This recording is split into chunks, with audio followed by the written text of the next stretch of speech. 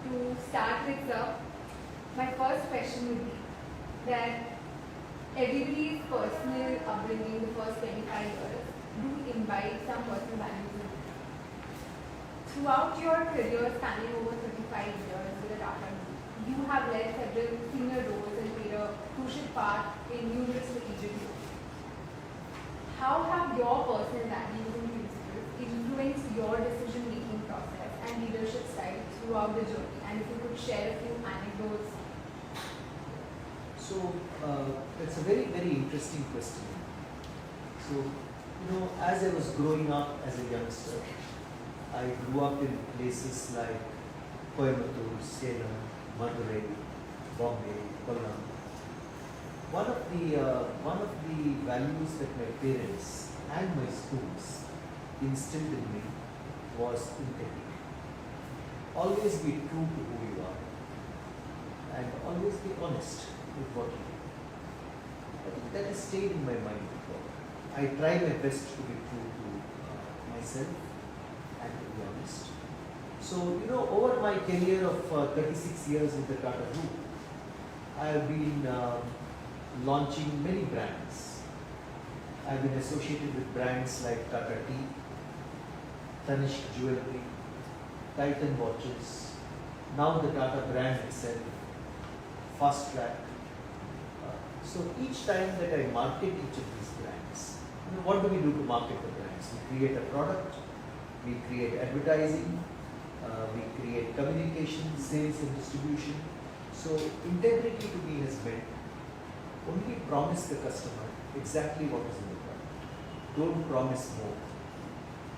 Promise the customer exactly what she or he will get when they buy and use the product.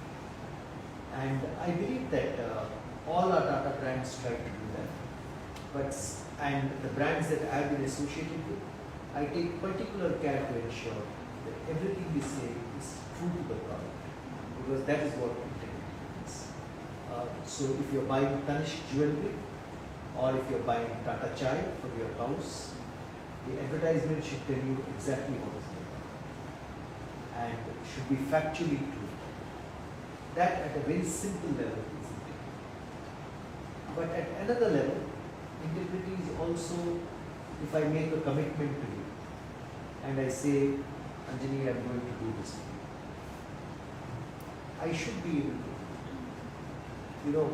I can't say one thing and do something else. And that is not integrity. So when I work with members of our teams, when I work with companies of the group, I will only commit what I can do. If I cannot do something, I will be upfront and say I cannot do this. But if I make a commitment to you, then I have to uphold the commitment. So for me, it was very important. I told you I would be here at 4 o'clock this evening. And you were before time. And if I had reached late, I was mentioning this to Bishop as well, I would have felt very bad about it. So that is also a reflection of integrity, as I see it. It can be big things like launching a product, or small things like coming in time to an event.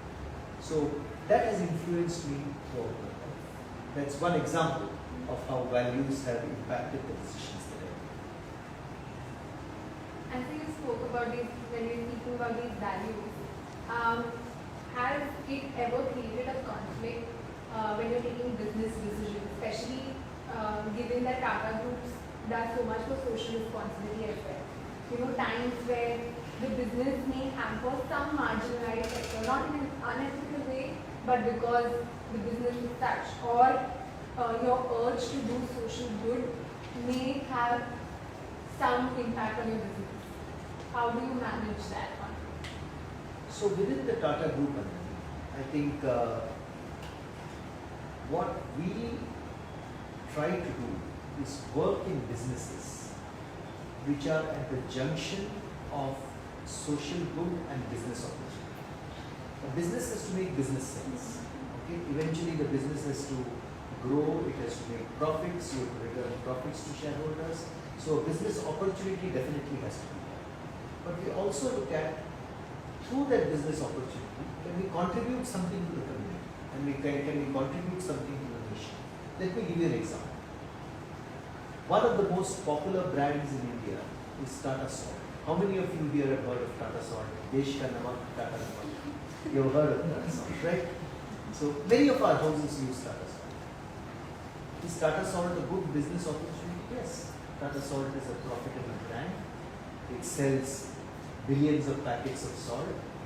More than half the Indian population eats Tata Salt in their homes. So it's a good business opportunity. At the same time, what did the Tata Group do with Tata Salt? It made sure that the salt was iodized, because iodine was a key requirement of Indian system. Iodine is required to prevent goiter in such health conditions from coming up. In the recent past, Tata Consumer Products, which is the company that makes Tata Salt, has also started blending iron into a specific variant of Tata Salt. Similarly, you have Tata Salt with less sodium content for people who may have high blood pressure or that kind of a situation to deal with. So that's the social good part. So I think, and that happens in many of our brands, not just Tata Salt. If I take Tanishq jewelry, is Tanishq jewelry a glamorous, profitable brand? Yes, everyone likes to wear Tanishq jewelry, I would think. Okay?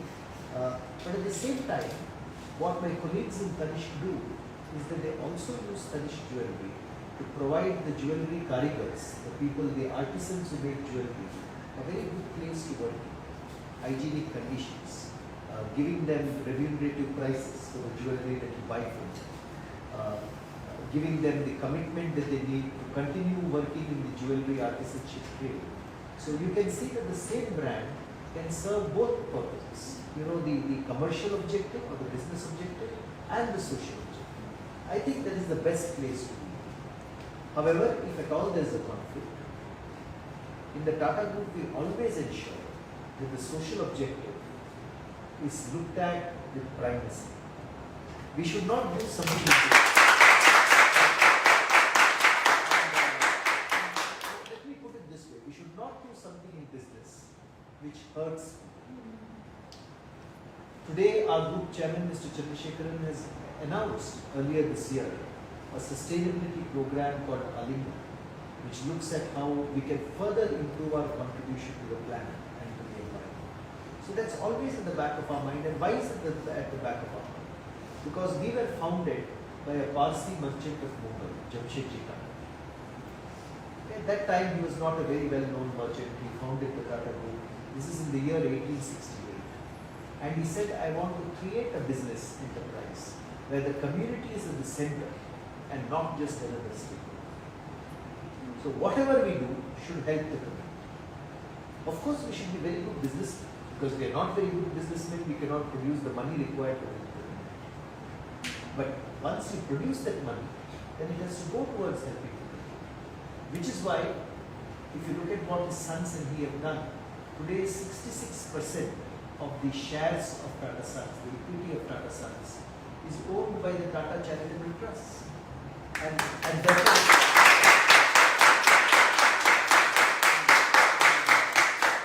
what this means is that 66% of the profits we make through the dividends we declare go to the Tata Charitable Trust.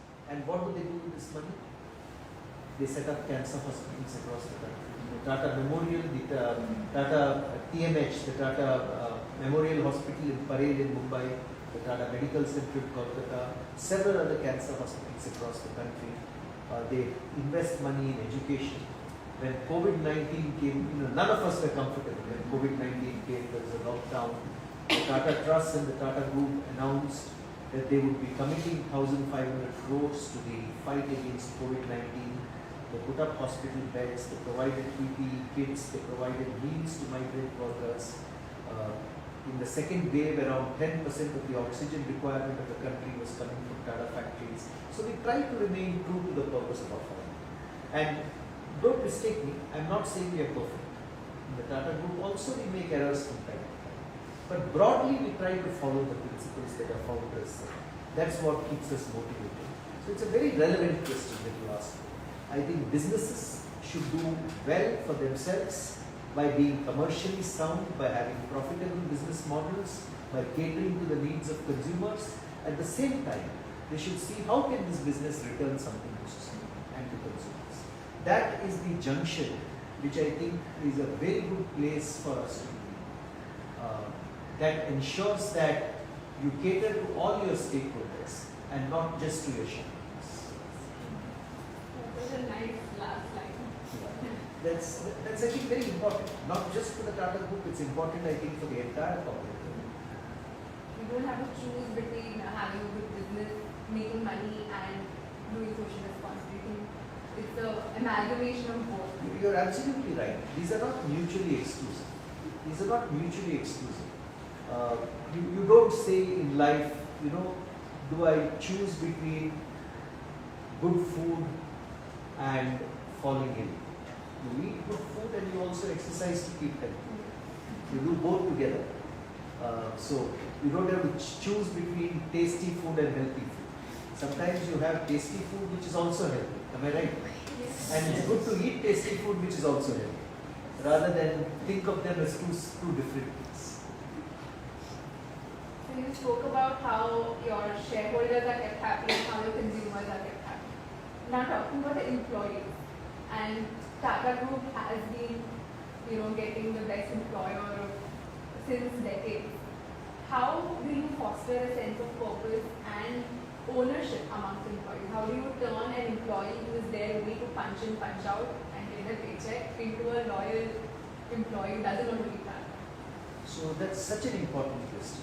And in the Tata Group, I find many people who have been with us and who have been part of our teams, not just for years but for decades. Take my own example. I joined the Tata Group in 1987 after finishing my postgraduate education. And we are now in 2022. So that's 36 years I have chosen to stay with the group. And many people ask me, Harish, why have you stayed with the Tata Group for 36 years? And I am giving you my perspective because I think my colleagues' perspectives will be the same. And there are 2 or 3 important reasons. First and foremost, the Tata Group has given me interesting work, which is important, right? So I've been working with the tea and coffee industry, then I was working with the jewelry industry, I worked with the watches industry, now I'm working in the corporate headquarters. Because all of you, I'm sure, want to do interesting work in your careers. Am I right? Yes. So that's the first reason why I've stayed with the Tata Group. It's given me interesting work. The second reason I've stayed with the Tata Group is, in these 36 years, not even once has the group asked me to do anything which does not agree with my conscience. It's a very, very good and fair group to work for, which believes in doing business in a good and ethical way. And if you can work like that, if you can be true to your conscience, then you can also sleep well at night. I think sleeping well at night is one of the best gifts that God has given humanity. Am I right? Yes. All of us want to sleep well at night. And working with the Tata Group has permitted me to sleep well at night for the last 36 years without feeling that I've done something wrong, or I've hurt someone, or I've cheated someone. Those are the things which always are in my mind. You cheat someone, you will not be able to sleep well. It will always, tell on your conscience. So with the Tata Group, I've been able to do the things that I like. The third reason that I worked with the Tata Group for so long, I told you that in the Tata Group we are 66% owned by the Tata Trust. So you know that the profits that you earn, suppose I sell a lot of Tata Tea, or suppose I sell a lot of Tanishq jewelry or diamond watches, that makes money, right? You earn profits because of that.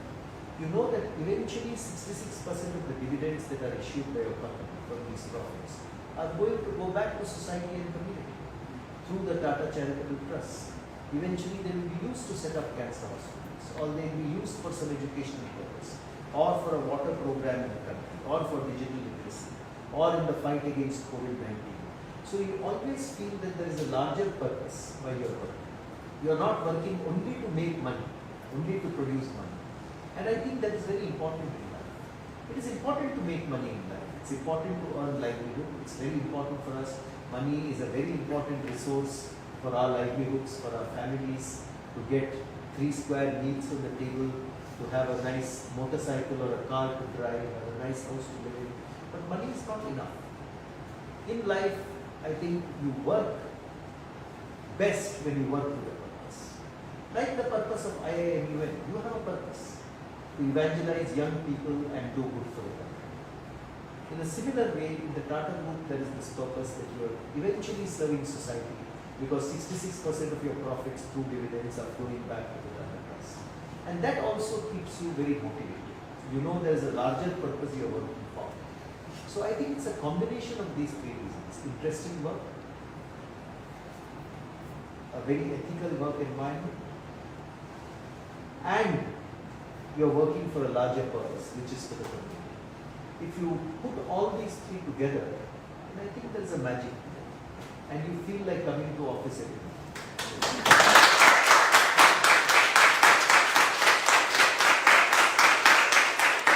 I hope that answers your question.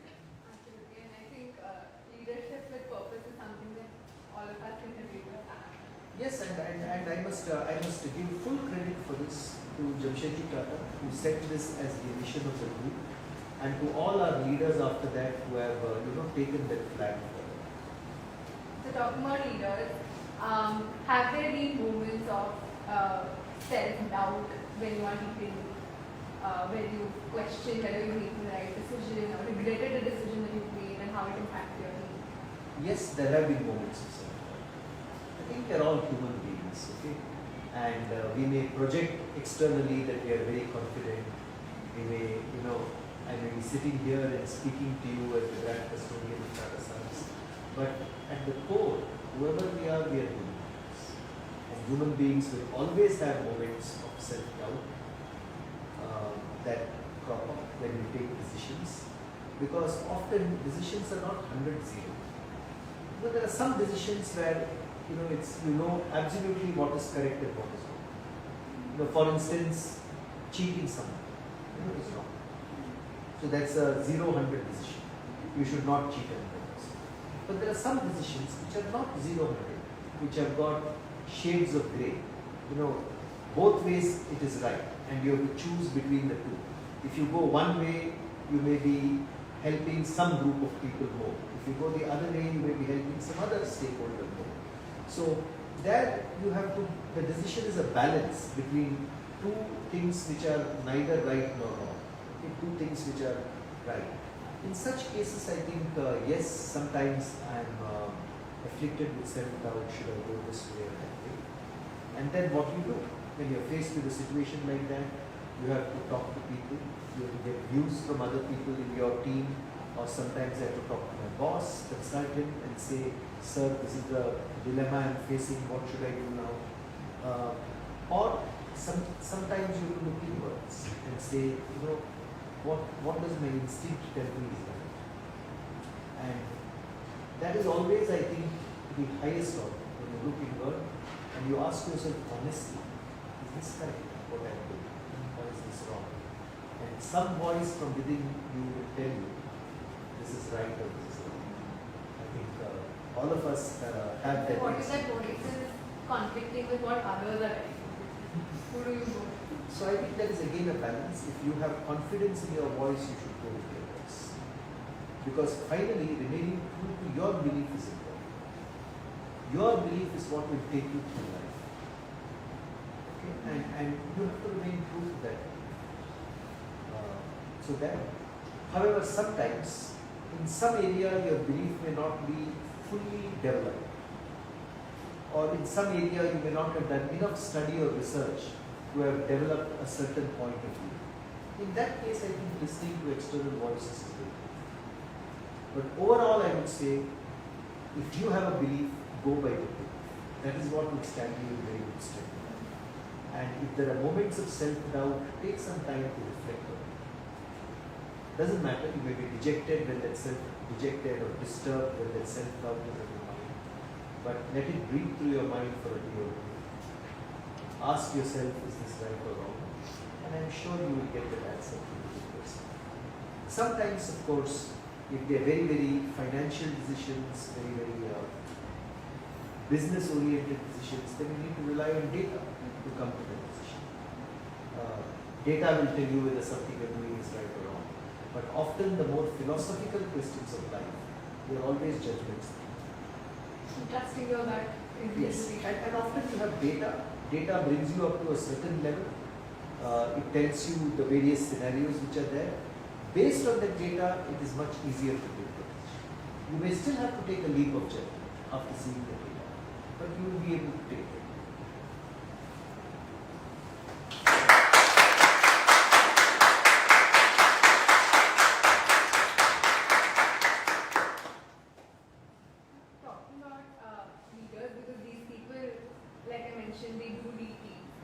them come from different backgrounds, financial, family, geography. How do you understand each individual, their strengths, weaknesses, and put together a team of diverse people and get them to work on one single goal? And some of them may not even believe in that goal. How do you manage that? So firstly, I want to once again congratulate all of you on being here today. And thank you.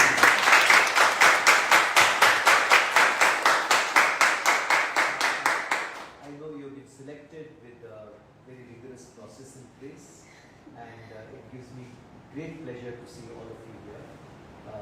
Sincere commendations, and I hope all of you continue doing very, very well in your lives and careers. How do I know the strengths of a person? You know, it's very important when you work in teams to understand your team members' strengths and see how can you utilize those strengths. So how do I know what a person's strengths and interests are? You have to spend time with a person. It's not something which will occur in a mechanical way.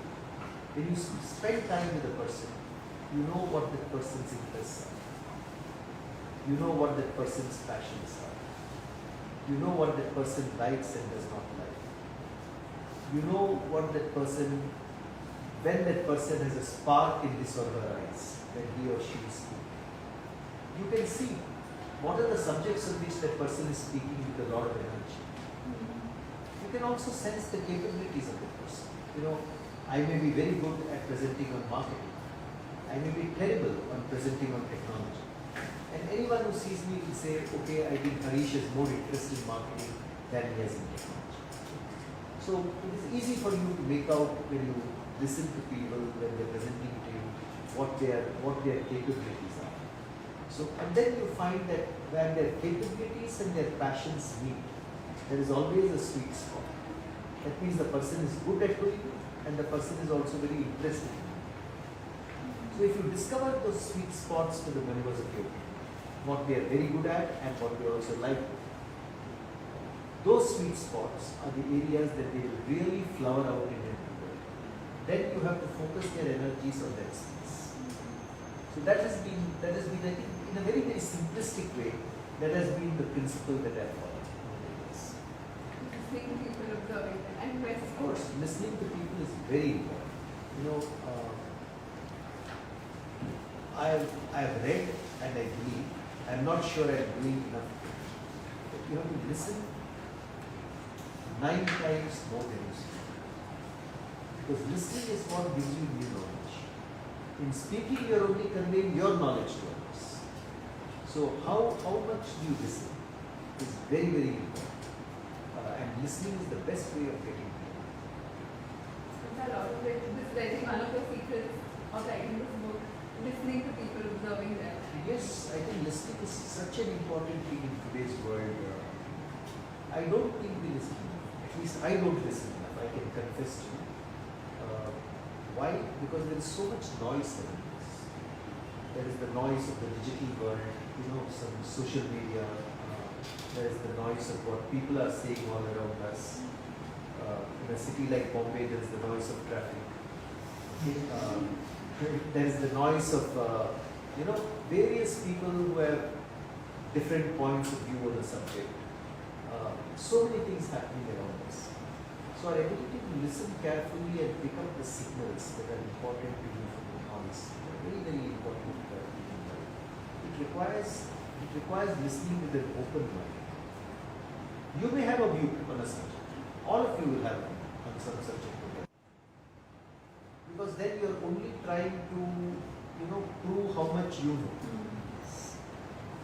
And that is true. Sometimes I also try to do that. I am not saying it's one person or the other. It's a human tendency. All of us want to look intelligent. All of us want to, show our intelligence when we are working or talking to others. But real listening is listening with a person. Saying I may not even respond. I may not even have anything to speak about this. But I want to listen so that I can learn. So listening is a very, very important art. And yes, in this book, Office Secrets, I have written an entire chapter about how to listen. And how there are different people in a Zoom meeting. Of course. Attention seekers. There are people who are the know-it-alls. They just want to speak for people to think that they know everything. There are people who just want to speak so that their bosses can see that, or they want to be recognized as okay. So there are many other classifications. I have mentioned it in this article. There are people who want to speak because they like speaking. But the best speakers are the people who will absorb very carefully and they will speak whenever they have something useful to say. In a meeting, I always look for it. I don't look for who speaks the most, but I definitely look for who conveys the most value to what they speak. So there may be a person in the meeting who only speaks once, but he or she says something which is very, very useful and very, very insightful. I regard that as a very valuable contribution. So I think listening and speaking are arts that all of us should develop in our school life, in our college life, in our working life. They're some of the most important parts of our life in India. And in Office Secrets, these are the kind of human truths that I've understood. So that was my next question, that you uncovered 50 human truths in Office Secrets, and each offer a unique perspective on the workplace. That one truth that you would like to tell us that is very understated and also most challenging to articulate or explore. Yeah, so how many of you here engage in daydreaming? How many of you daydream? So I will also raise my hands. Okay. So, throughout school, we are told that daydreaming is bad. Now, our teachers will tell us, "Abhi khayal rakho, listen to what is being taught, don't daydream, don't look out of the window." That's the kind of then you go home and sometimes our parents will say, "Do your homework, don't daydream." In offices also, sometimes people say, "Harish, what are you doing? It's an important meeting, why are you daydreaming?" So daydreaming is generally, it has been considered to be not a good or not a very good habit. In this book, Office Secrets, I actually make the point that in moderation, daydreaming is good. In moderation. In moderation, daydreaming is good. I'm not suggesting you sit and daydream throughout, but I'll tell you why daydreaming is good. Because sometimes you get very stressed.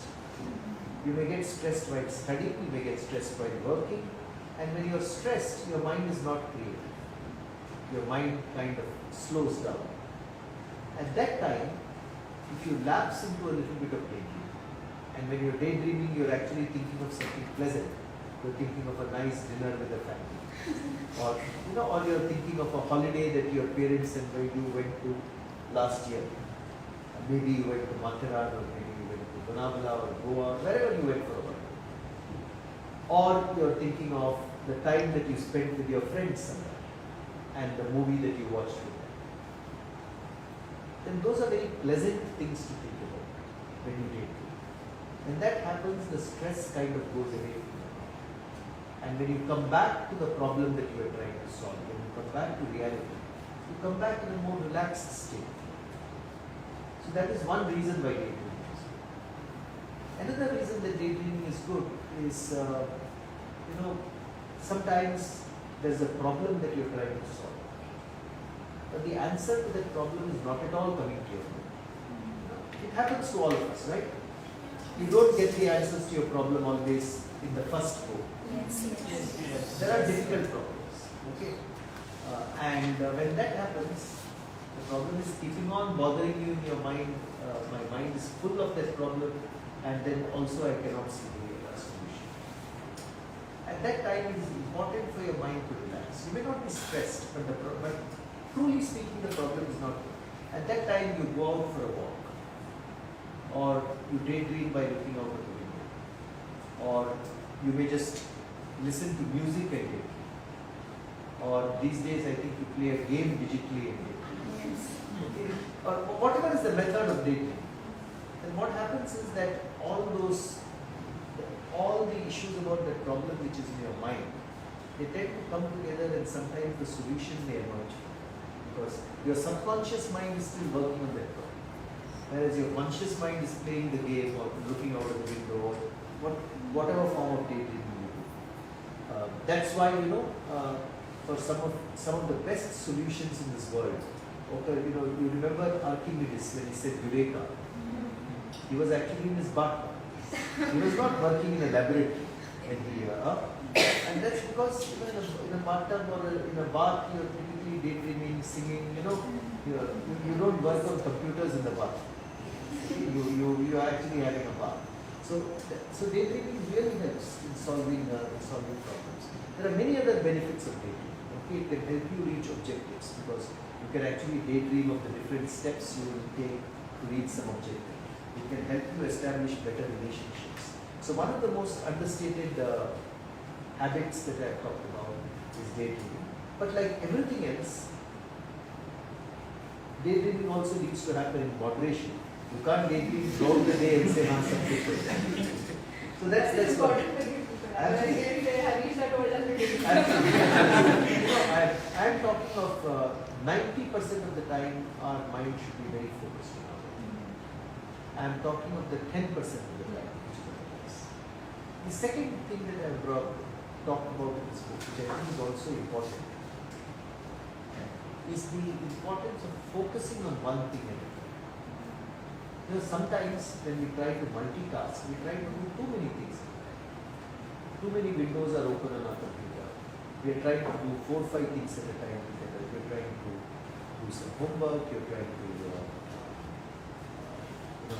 prepare for some exam. You are trying to play a game. You are trying to WhatsApp someone and talk on social media to some friend who is WhatsApping you. Okay, I believe that the best way of achieving very good standard of work is to focus on one thing at a time. And when you focus on one thing at a time, it helps you to do really good work on that one thing. And particularly when you're doing important. This is the lesson I have learned from my bosses also, from senior people in the company.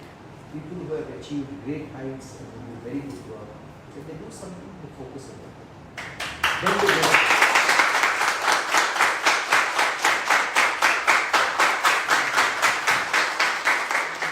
I would say that this is not easy to do because there are so many distractions, in our lives. Your mobile phone is a distraction, right? Something that happens in your classroom or your college or your home may be a distraction. Our mind is always wandering. Our mind itself is a distraction sometimes. So, but nonetheless, How can we do that from now? And any secrets from office secrets that they can imbibe from now that would help them become better leaders? so there are many secrets in office secrets. That's why the name itself is office secrets.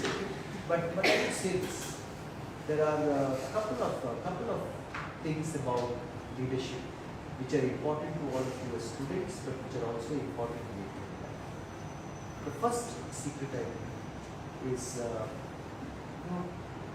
in anything that you take up, be determined about it. It is easy to start something, but if you really have to complete something, it requires a lot of determination. So leadership is about selecting the things you want to do and then doing them really well up to completion. So you don't have to do 200 things, but if you do 5 things and do them really well, then that I think is a way to do it. So choose what you want. There may be 100 activities that are tempting to you or which are attracting you. You explore, but after you have explored, choose the few things that you want to do really and then pursue them with determination. So that is one suggestion I would have. The other thing that I have learned is, in leadership, what is very important is the ability to work with people. So when you work in teams, or when you work with your classmates, or when you work with your friends, how do you work with people? How do you, and that requires a certain kindness, that requires certain generosity, that requires understanding the other person. Each person may be different from the other. You may have 5 friends, all of them are different from each other. Working with each of them may require a different approach. So I think that as well, working with people is very important as a leader's role. So those are 2 things you may want to keep in mind. I think focusing on something and also the people aspect of it. So do you think because of pandemic, how you work as a leader, you had to tweak it? Because there has been when we refer to students, we see their attention span before and after has dramatically changed. Is there something in office, in workplaces as well that you had to Why do you say that? You say the attention span has come down. Yes. Yes, so the pandemic I think has had an effect on all of us. Okay, because it's not easy to be, within the 4 walls of your home for 1.5, 2 years. How many years were you doing school online? 2 years. So it's not that easy to do, because we are all, as human beings, we are social creatures. We like interacting with each other physically. How long can you just sit in front of a computer and keep studying? So I can understand that attention spans have come down, but we are now back to the physical world, and I think if you really keep your mind focused on what you're doing, then gradually take your attention span back. It's again, it's easier said than done. It requires a lot of effort. Okay, but it is important to give your complete attention to whatever you are doing at any point. If I am speaking to you here, my complete attention has to be in speaking. I cannot be thinking at this point, what will I eat for dinner? then my mind will go away from this interaction. So I would say, very important to give attention to what you have. Yes, there was a pandemic. All of us have lived through the pandemic, and it has impacted us in many ways. But we should look forward. Life is in the future, and as we go forward, all of you are very young today. You have so many years of your life ahead of you, so much joy that you can get in your life, so much that you can contribute, so much that you can laugh about, so much that you can learn, so much that you can achieve. If you have to do all that, you have to keep your mind very positive and say, what can I do in the future? And you have to pay a lot of attention to what you do. So I think that's very important. I know all of you are very positive, and I know all of you are very intelligent and very capable, which is why you are here today. But these are important lessons. It's not only for you students, it's even for us who are working in the corporate world. We have to keep our minds positive. We have to pay the utmost attention to what we do. So I think it's a lesson equally for students and for people like me who are doing this.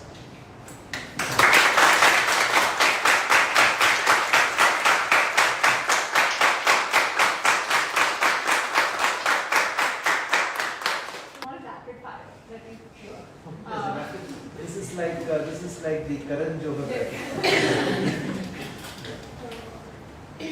I'll tell you one word and you tell me the first word that comes to you. The first word is of course Tata. When I say Tata, what comes to you? Nation building. When I say India. Love. When I say office secret. Fun and insights. When I say Narendra Modi. Leader. Remote work. Work from home or computers. And the future of remote working. Future of remote working is hybrid. Youth. Energy. And I.I.M.U.N. When I say I.I.M.U.N. Social contribution.